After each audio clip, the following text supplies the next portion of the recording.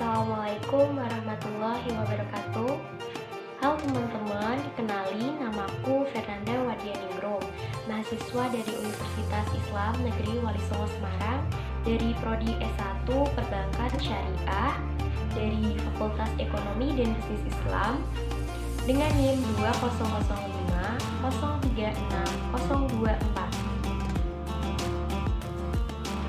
Nah, teman-teman, lalu pada kali ini apa sih yang akan kita bahas?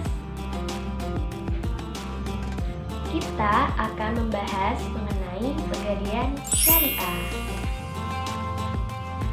Lalu, apa saja sih yang akan kita bahas mengenai Pegadaian Syariah itu? Nah, yang akan kita bahas yaitu pertama, mengenai pengertian Pegadaian Syariah. Yang kedua, mengenai apa itu gadai. Yang ketiga, mengenai produk-produk dari Pegadaian Syariah. Yang keempat, yaitu mengenai perbedaan Pegadaian Syariah dan Pegadaian konvensional.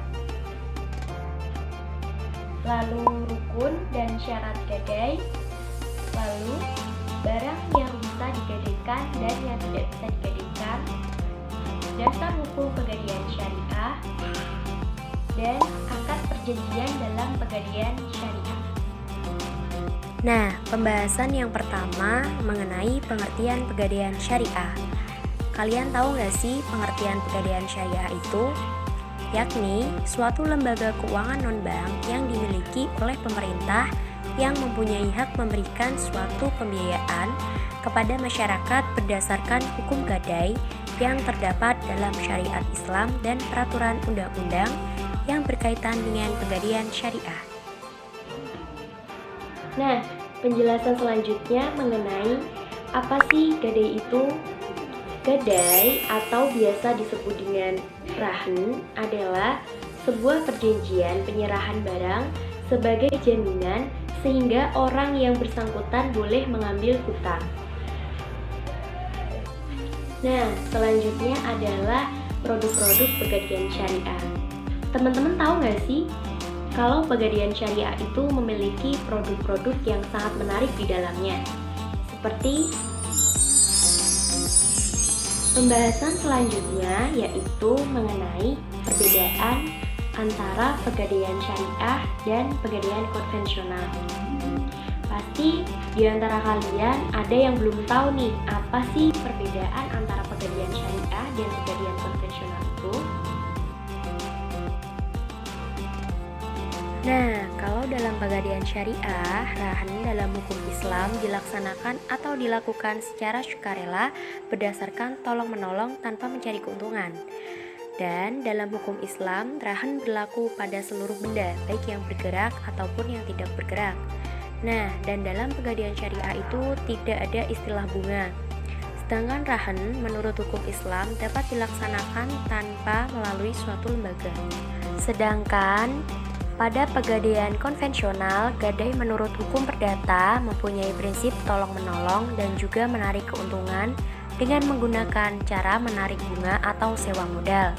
Dan dalam hukum perdata, hak gadai hanya berlaku terhadap benda yang dapat bergerak saja. Dan dalam Pegadaian konvensional ada istilah bunga. Dan berdasarkan hukum perdata, gadai itu dilaksanakan melalui suatu lembaga yang di Indonesia disebut Perum Pegadaian. Nah, selanjutnya kita akan membahas mengenai rukun gadai. Rukun gadai itu ada 3. Yang pertama, pelaku, yang kedua objek akad, dan yang ketiga ijab kabul.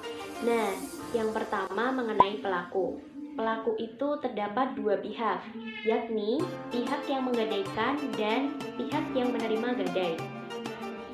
Pihak yang menggadaikan itu dinamakan rahin dan yang menerima gadai itu dinamakan murtahin. Yang kedua mengenai objek akad. Nah, objek akad itu apa sih? Objek akad adalah barang yang digadaikan atau bisa disebut marhun dan hutang atau yang disebut marhun. Nah, selanjutnya mengenai akad perjanjian gadai. Akad perjanjian gadai itu ada 2. Yang pertama akad rahmi, yang kedua ada akad ijarah. Nah, untuk penjelasan akad rahan sendiri yaitu menahan harta milik si peminjam sebagai jaminan atas pinjaman yang diterimanya. Pihak yang menahan memperoleh jaminan untuk mengambil kembali seluruh atau sebagian piutangnya. Nah, sedangkan pada akad ijarah adalah akad pemindahan hak guna atas barang dan jasa melalui pembayaran upah sewa tanpa diikuti dengan pemindahan kepemilikan atas barangnya sendiri. Pembahasan selanjutnya yaitu mengenai syarat dari pegadaian syariah. Nah, teman-teman, berikut ini merupakan syarat pegadaian syariah. Yang pertama adalah rahin dan murtahin. Yang kedua adalah marhun bih atau utang. Yang ketiga, sigot tidak boleh berkaitan dengan syarat tertentu dan juga suatu waktu di masa yang akan datang. Dan yang terakhir adalah harta mempunyai nilai atau bernilai dapat diperjualbelikan. Marhun harus dapat dimanfaatkan secara syariah, dimiliki oleh rahin, dan harus bisa diketahui kondisi fisiknya. Nah, pembahasan selanjutnya mengenai dasar hukum pegadaian syariah. Dasar hukumnya itu apa aja sih? Nah, di pegadaian syariah itu terdapat 3 landasan dasar hukum. Yang pertama yaitu Al-Quran, yang kedua yaitu hadis, dan yang ketiga yaitu ijtihad para ulama. Nah, selanjutnya mengenai barang yang bisa dan barang yang tidak bisa digadaikan di dalam pegadaian syariah. Nah, barang yang bisa digadaikan yaitu emas, barang elektronik, sertifikat, dan kendaraan.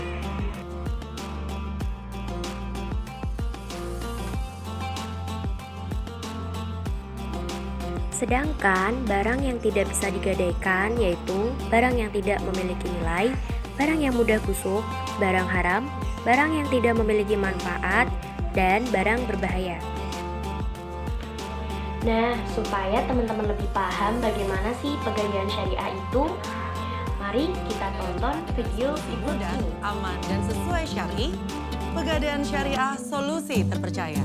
Ada beragam jenis barang berharga yang dapat dijadikan jaminan di pegadaian syariah, seperti emas batangan, emas perhiasan, laptop, handphone, motor, mobil, dan alat elektronik lainnya. Prosesnya cepat, hanya 15 menitan. Syaratnya mudah, cukup membawa bukti identitas diri, KTP, atau SIM, atau paspor, dan barang jaminan. Jangka waktu pinjaman hingga 120 hari kalender, dan bisa diperpanjang berkali-kali. Dan tenang saja, barang jaminan dan nasabah diasuransikan. Gadai secara syariah atau rahen dilayani oleh Pegadaian Syariah di 605 outlet yang tersebar di seluruh Indonesia secara online. Jatuhkan pilihan pertama Anda pada Pegadaian Syariah sebagai solusi cepat, mudah, aman, dan sesuai syari. Gadai rahen jadi Pegadaian Syariah. Pegadaian.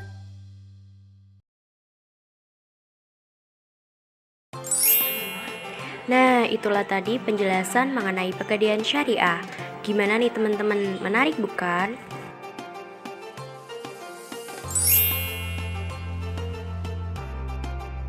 Nah, kali ini tema kita mengenai eksistensi pegadaian syariah dalam perekonomian syariah. Nah, ini akan kita bahas tentu bersama dengan narasumber yang kompeten di bidangnya, dan kali ini sudah bersama dengan saya Bapak Ruli Yusuf selaku General Manager dari Pegadaian Syariah. Assalamualaikum warahmatullahi wabarakatuh. Waalaikumsalam warahmatullahi wabarakatuh.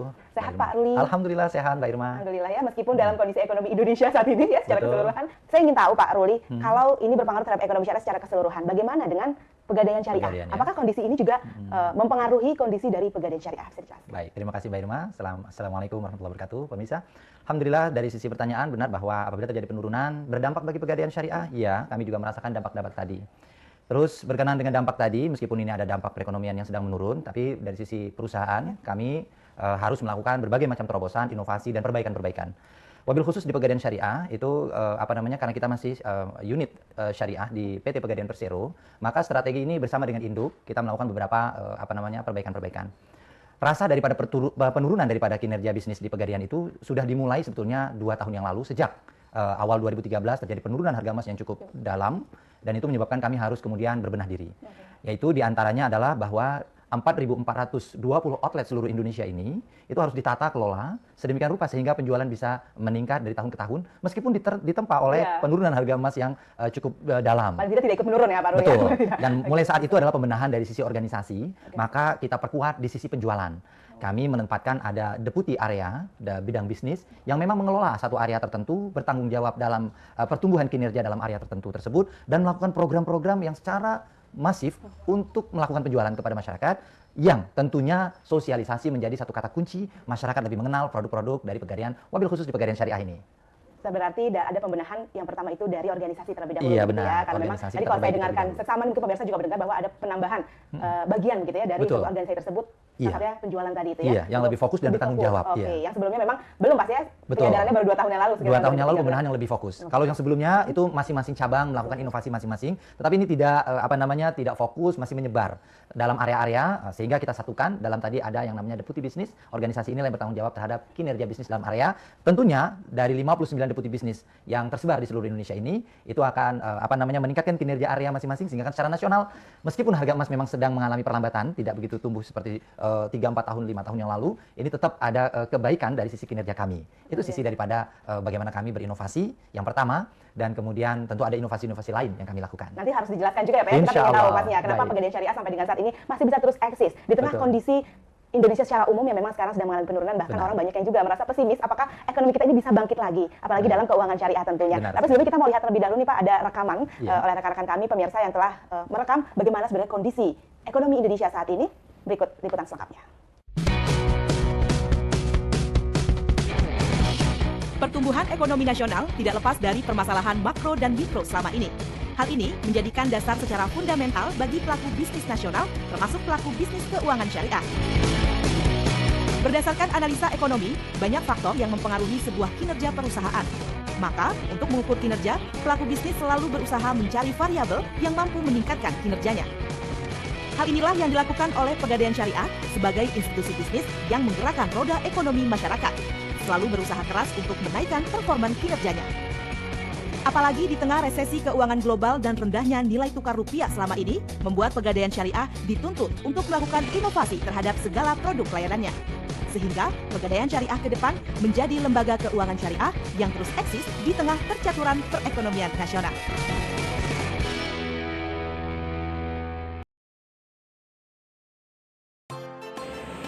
Nah, itu tadi cuplikan video mini riset dari Pegadaian Syariah. Intinya, Pegadaian Syariah itu juga terkena dampak ekonomi. Mungkin hanya itu penjelasan atau yang bisa saya sampaikan. Semoga video yang saya sampaikan ini bisa bermanfaat untuk kita semua. Sekian dari saya. Wassalamualaikum warahmatullahi wabarakatuh.